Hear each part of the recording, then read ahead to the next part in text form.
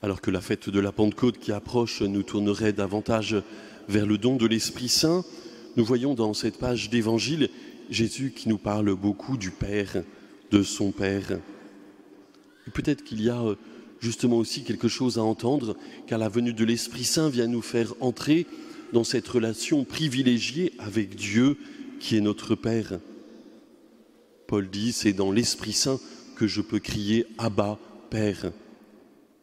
Et c'est peut-être ce à quoi nous sommes invités, accueillir l'Esprit Saint pour pouvoir découvrir vraiment le visage de Dieu qui est Père et l'appeler en vérité notre Père. On voit Jésus parler plusieurs fois de la gloire qu'il revient au Père, la gloire qui, on pourrait se dire, s'oppose à la honte. Il n'y a pas à avoir honte de Dieu, de ce Dieu qui nous aime, qui se révèle comme notre Père. Glorifier Dieu par notre vie et par ce que nous sommes, glorifier Dieu par notre prière. L'autre dimension, c'est de voir que Dieu donne tout. Il y a une reconnaissance de l'œuvre de Dieu. Jésus parle beaucoup de ce qu'il a reçu de son Père, de ses disciples qui lui sont donnés, de ceux qu'il a rencontrés, qui sont un cadeau que Dieu lui fait et qu'il remet aussi dans les mains du Père.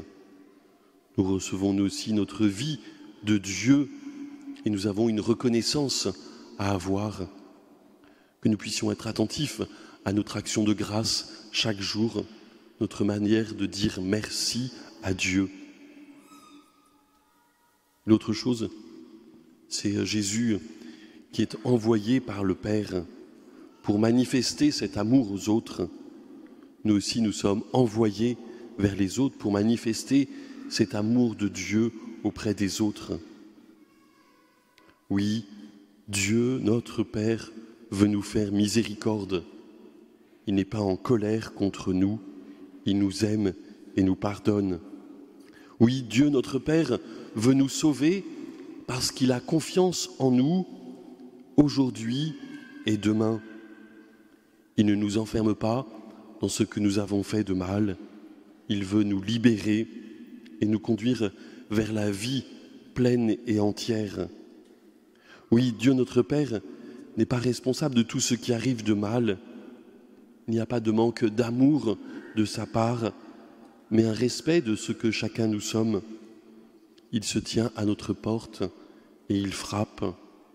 Respect de notre liberté, de notre conscience et de notre réponse. En Jésus, nous voyons la vraie liberté d'enfant de Dieu. Jésus a une relation profonde et intime avec son Dieu et notre Dieu, son Père et notre Père. Nous aussi, nous sommes capables d'avoir une relation intime avec Dieu notre Père. Jésus reçoit une vraie mission aussi de la part du Père. Cette bonne nouvelle qu'il est invité à propager dans le monde. Bonne nouvelle de l'amour de Dieu, bonne nouvelle du don de Dieu qu'il nous fait. La mission du Christ est à la fois sa parole, mais ce qu'il est aussi en profondeur. Puis sa liberté aussi, c'est le don total de se donner par amour. Nous aussi, nous sommes invités à entrer dans cette vraie liberté des enfants de Dieu, dans la relation au Père, dans la mission reçue de lui, dans le don total possible pour les autres, par amour.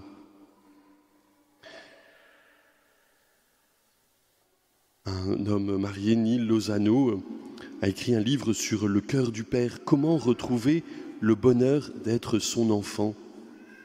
Il y a des choses nombreuses qui nous empêchent de comprendre combien Dieu nous aime dans notre histoire personnelle, dans notre expérience, dans notre manière aussi dont nous avons construit aussi notre foi. Il y a quelquefois des fausses images, des blessures, parce que notre Père n'était pas à la hauteur, parce que nous avons été blessés par certains pères, parce que aussi la vie nous a montré bien des difficultés et nous avons du mal à reconnaître la présence de Dieu. Mais Jésus nous montre combien Dieu est avec nous.